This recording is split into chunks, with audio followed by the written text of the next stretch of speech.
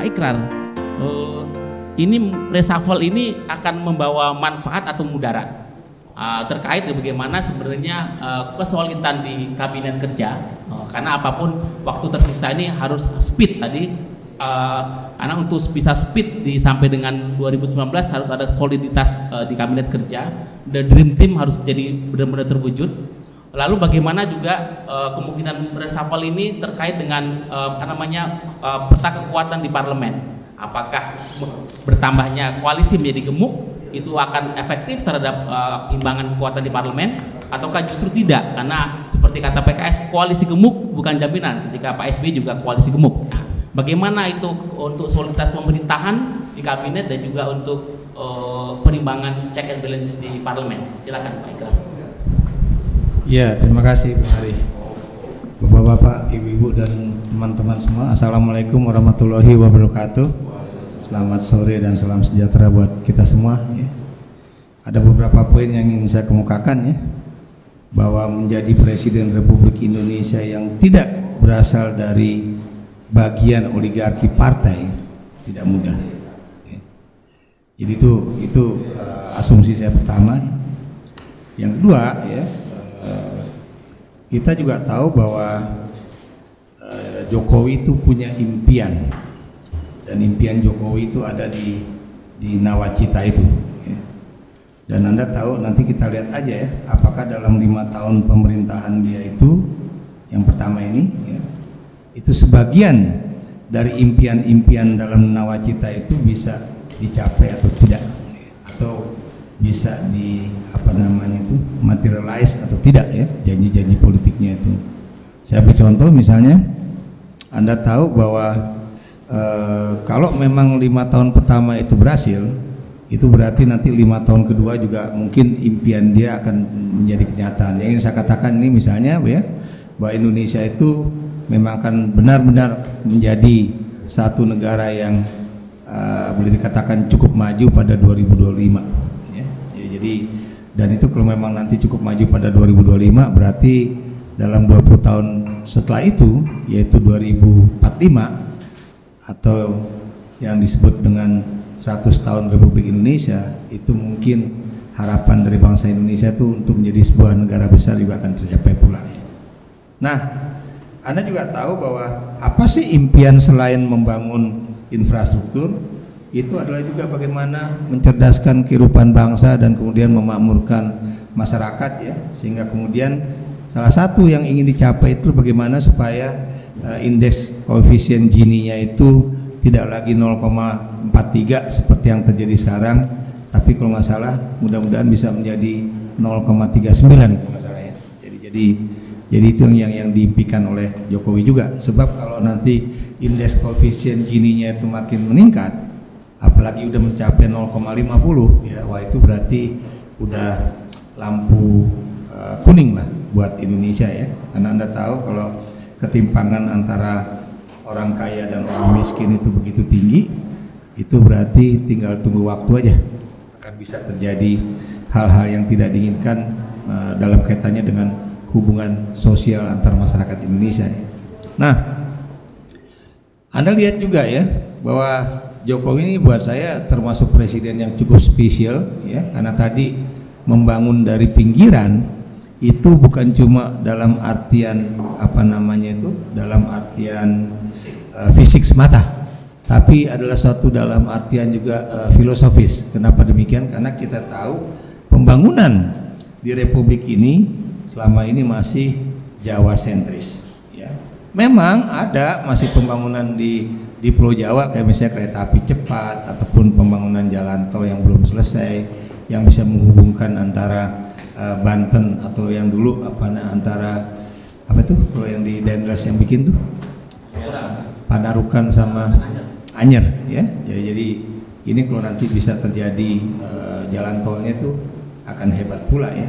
Tapi Anda lihat ya, apakah memang itu juga yang akan dibangun di Indonesia? Ternyata kan misalnya pembangunan connectivity di Pulau Sumatera, Kalimantan, Sulawesi, Papua ya, itu juga menjadi bagian yang suatu buat saya proyek besar ya, yang itu Anda tahu ya, karena saking takutnya keberhasilan Jokowi dalam pembangunan infrastruktur, kemudian membuat mantan Presiden SBY, kemudian membuat warning ya. Ingat loh, emangnya cuma Anda aja yang bangun infrastruktur, zaman saya juga. Cuma kemudian, tapi zaman saya itu jangan sampai uang untuk pembangunan infrastruktur itu begitu besar sehingga kita melupakan kesejahteraan rakyat. Padahal kita tahu pembangunan infrastruktur itu tidak banyak diambil dari anggaran APBN yang dalam artian seperti yang dianggarkan melalui cara-cara yang konvensional. Anda tahu bahwa pembangunan infrastruktur antara lain atau mungkin sebagian besar itu diambil dari pemotongan subsidi BBM yang buat saya itu memang cukup besar ya. Yang dulu angkanya Anda tahu antara 250 atau 220 sampai 320 triliun rupiah ya. Angka yang buat saya cukup signifikan untuk pembangunan infrastruktur. Walaupun lagi-lagi saya juga harus mengkritik Presiden Jokowi yang selalu mengatakan kalau bikin anggaran pemerintah itu atau kementerian dan lembaga pemerintah non kementerian itu harus real. Dikatakan kan kalau buat beli barang jangan kemudian dikatakan untuk misalnya pemberdayaan masyarakat atau bla bla bla ya. Kalau itu kemudian sering diucapkan oleh Jokowi, buat saya harus memblame bahwa Jokowi adalah presiden yang tidak pernah juga memperhatikan persoalan aspek sosial di dalam pembangunan. Karena Anda tahu yang namanya pemberdayaan masyarakat itu kan bisa juga membangun aspek sosial ekonomi dan juga filosofis ya, dan sebagainya. Karena Anda tahu sampai sekarang tidak sedikit rakyat Indonesia yang memang masih belum berdaya. Ya, jadi baik secara ekonomi, baik secara budaya maupun dari sisi sosial. Ya. Jadi itu yang kita lihat ya. Nah, kembali ke soal bahwa dia adalah presiden yang bukan berasal dari oligarki partai, ya makanya kemudian pada awal pembentukan kabinet, ya pada berapa tuh? Oktober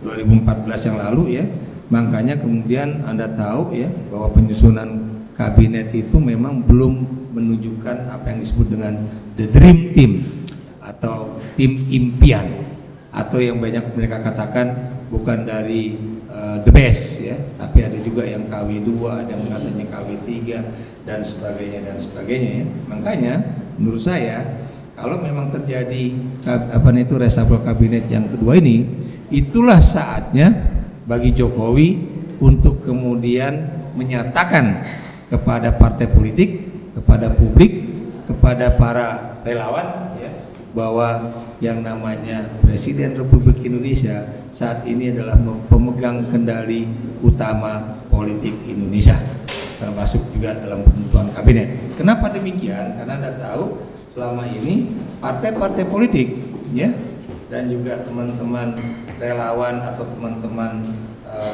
politisi baik yang ada di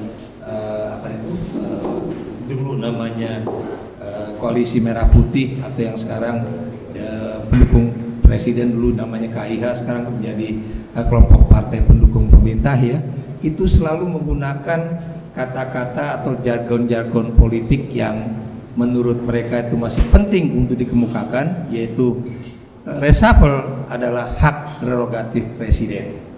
Tapi pada saat yang bersamaan mereka baik yang ingin supaya namanya masuk ke dalam jajaran kabinet ya, ataupun politisi yang takut menterinya diganti, ataupun politisi yang ingin nama anggotanya masuk ke dalam kabinet, itu selalu melakukan tekanan-tekanan politik seperti yang tadi dikatakan oleh teman saya Budiarto Sambasi ataupun Romo Beni. Coba Anda perhatikan ya, teman dari PKB itu waktu sama saya di sebuah stasiun televisi, ini kan yang bikin rame reshuffle kabinet itu kan teman-teman yang kemudian disebut sebagai burung emprit yang suka berkicau ya, yang menginginkan agar anggotanya masuk ya. Dan Anda tahu siapa yang disebut oleh teman saya yang dari PKB itu? Pasti dari Partai Amanat Nasional ya, kan? Dan kemudian dia selalu, dan Anda perhatikan apakah ada partai yang rela menterinya itu diganti atau enggak? Enggak. PKB paling takut anggota menterinya itu diganti ya. Kenapa demikian? Karena Anda tahu tadi baik Romo Beni ataupun Bung Ari sudah menyebutkan menteri-menteri dari PKB itu bagaimana kinerjanya, ya, baik menteri mengenai pembangunan desa, olahraga, ya, kemudian juga ketenaga kerjaan, ya, itu kalau dievaluasi itu di atas 6 atau di bawah 6, gitu kan? Ya, kalau apa namanya itu, kalau teman saya Budiarto Sambasi sama senior kami Halidah Hatta itu tahulah, kalau di UI itu Pak, zaman dulu waktu kami kuliah dapat 6 aja udah jingkrak gitu Pak, karena itu berarti nggak kena HER. Sebab kalau kena HER, wah udah takut itu, ntar kena HER pulang lagi tahun depan, ya. Apalagi dulu namanya mata kuliah yang paling ditakuti sama teman saya dari angkatan 76, ya, teman angkatannya Budi, itu dalam mata kuliah statistik. Itu paling takut tuh, statistik sosial paling ditakuti sama teman-teman, karena ya begitulah. Nah, jadi gitu. Kalau Anda perhatikan, ya, Anda lihat aja lah, termasuk juga teman-teman yang tadi Romo Beni katakan teman relawan, ya, itu kan juga gitu kan. Di satu sisi bilang hak prerogatif presiden, tapi di sisi yang lain mereka juga kemudian memasukkan namanya, ya. Makanya kalau Anda perhatikan, ya, itu namanya kalau Anda perhatikan itu ada satu satu versi yang kemudian memasukkan 22 nama baru. Yang saya juga nggak tahu itu kalau dalam bahasa ini out of the blue, tiba-tiba masuk ke dalam apa namanya itu nama-nama anggota kabinet, ya. Tapi ada juga teman-teman dari kalangan birokrasi mengatakan tinggal lihat aja orang-orang itu sekarang berada di mana. Kalau memang versi dari kantor itu yang paling banyak, itu berarti versi dari kantor tersebut, ya. Bisa apakah itu dari Bappenas atau dari institusi yang lain gitu. Demikian juga kalau Anda perhatikan, ya, versi yang lain demikian. Yang lebih menarik yang tadi dikatakan Bung Ari, ya, ada versi yang sampai masih ada nama Pak Sudomo almarhum, Pak Beni Murdani almarhum, kemudian ada juga Pak Wijoyo Nitisastro dan sebagainya, dia sebagai bagian dari jok politik lah, ya. Nah, mungkin satu hal yang ingin saya katakan di sini lagi-lagi, ya, terlepas dari presiden itu memiliki hak prerogatif, tapi saya yakin kalaupun nanti terjadi reshuffle kabinet, dia akan tetap memperhitungkan akomodasi politik itu, ya. Cuma PAN juga jangan GR, kan? Kenapa demikian? Biar bagaimanapun PAN itu adalah partai kecil untuk tidak dapat dikatakan partai gurem, ya. Dan karena itu buat saya representatisme dia di kabinet, ya, jangan terlalu banyak juga, gitu kan. Jadi itu kita perhatikan, ya. Dan kalaupun nanti ada orang dari PAN masuk, ya buat saya itu adalah suatu penghargaan dari Presiden Jokowi terhadap posisi PAN yang sekarang sudah menjadi salah satu bagian dari partai pendukung pemerintah. Nah, tadi saya katakan bahwa apakah cuma orang KMP aja yang mendesak? Bapak lihat, ya, ibu-ibu juga lihat, ya, bagaimana pertemuan KMP kemarin, ya, atau reuni antara tokoh-tokoh partai yang dulu bergabung dalam koalisi Merah Putih, ya. Itu Golkar datang lagi, PKS datang, kemudian PAN juga datang, ya. Apakah itu bagian dari desakan politik atau tidak? Buat saya desakan politik, ya. Walaupun yang memberikan pidato politik setelah pertemuan itu buat saya juga lucu, ya. Jadi kan si Abu Rizal Bakri kan bilang bahwa kami melakukan pertemuan ini karena biar bagaimanapun kami melihat ada perubahan atau kondisi ekonomi yang memang sangat memprihatinkan, ya, yaitu tingginya ketimpangan ekonomi pada pemerintahan Jokowi JK ini. Pertanyaan saya, apakah itu terjadi baru sekarang atau pada pemerintahan sebelumnya? Ketika mereka yang ngomong itu, khususnya Abu Rizal Bakri, dulu adalah sekretaris sekretariat bersama partai-partai pendukung SBY Budiono, itu kan juga dia dulu pernah in power, ya.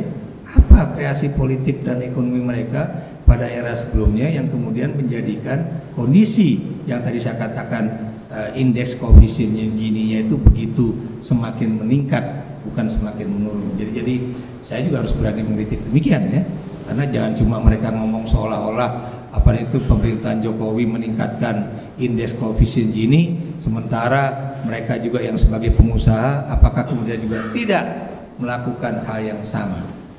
Jadi lagi-lagi terakhir tapi penting ya, saya berharap bahwa Jokowi itu masih tetap akan berpegang kepada yang tadi konsep kerja ya, dan kemudian juga melihat kira-kira mana yang kinerjanya baik, mana yang kinerjanya kurang baik, mana yang kinerjanya buruk atau mana yang kinerjanya sangat buruk ya. Tapi believe it or not, semua partai politik yang ada di dalam kabinet itu tidak pernah menyebut menteri-menteri dari partai politik itu bekerja buruk. Kenapa demikian? Karena mereka tidak mau menyakiti teman-teman separtai yang nanti berkurang porsinya di kementerian, di kabinet. Sebaliknya mereka juga tidak mau dikurangi. Selalu yang jadi cecaran mereka itu adalah menteri-menteri yang berasal dari kaum profesional murni. Makanya kalau Anda lihat ya, yang dihembus-hembuskan kan Jonan lah, bahkan Bu Susi lah, dibilang apa kinerjanya, mana PNBP dari Kementerian Kelautan dan Perikanan kan, gitu kan. Tapi dia tidak pernah melihat betapa kekayaan laut Indonesia dalam 2 tahun atau 1,5 tahun terakhir ini itu sebenarnya meningkat tajam. Tinggal bagaimana kita bisa mengeruk dan kemudian menjadikan itu sebagai sebuah sumber daya kelautan yang cukup baik buat gizi rakyat dan juga buat kekayaan laut Indonesia itu sendiri ya. Coba Anda lihat ya, bagaimana kemarin ada demonstrasi nelayan ya ke istana ya, dan kebetulan saya kemarin tuh berada antara Lemhanas dan Wantanas ya. Ternyata begitu saya sampai, waktu saya jalan kaki dari Lemhanas ke Wantanas, ketemu polisi lagi duduk-duduk santai-santai. Loh Pak, katanya mau ada demo besar-besaran Pak. Oh lagi istirahat ya Pak. Jadi tapi artinya maksud saya tidak seperti yang digembar-gemborkan ya. Maksud saya demonya itu ternyata tidak seperti yang digembar-gemborkan ya. Dan Anda juga tahu ya, di antara yang melakukan demo itu juga adalah para pemilik kapal.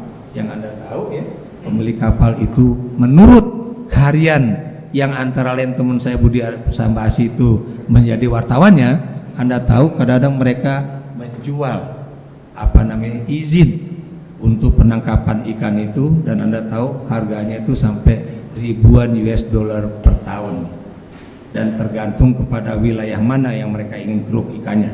Dan yang paling mahal itu adalah wilayah sekitar Indonesia Timur ya, khususnya di wilayah Laut Arafuru. Jadi saya pikir itu aja bahwa kita harus jeli untuk melihat ya, apakah pernyataan-pernyataan politik itu memang ingin menjadikan presiden kita itu sebagai pemilik hak prerogatif, ataukah mereka di satu sisi mengatakan presiden punya hak prerogatif, tapi di sisi yang lain kalau Anda ingin mereshuffle, silakan Anda mereshuffle partai berasal dari partai lain atau profesi yang lain, tapi jangan dari partai saya. Jadi saya melihatnya seperti itu, dan ya mudah-mudahan lagi-lagi Presiden Jokowi ingin menunjukkan bahwa saya benar-benar memegang tongkat komando, bukan cuma di kabinet tapi juga di dalam sistem politik Indonesia saat ini ya, termasuk juga dalam menentukan siapa akan menjadi petinggi di dalam jajaran TNI dan juga di Polri. Saya pikir itu saja. Terima kasih. Wassalamualaikum warahmatullahi wabarakatuh.